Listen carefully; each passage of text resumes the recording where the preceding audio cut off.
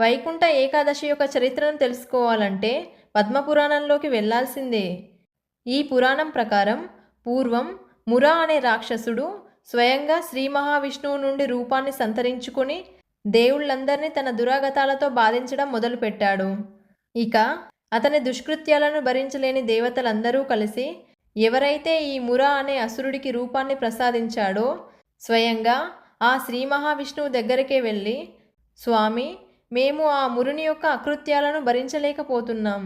అతడు నీవు ప్రసాదించిన రూపాన్ని సంతరించుకున్నవాడు కావడంతో మేము వాడిని ఏమీ చేయలేకపోతున్నామని తమ బాధలను విష్ణుమూర్తితో వెళ్ళబుచ్చుకుంటారు.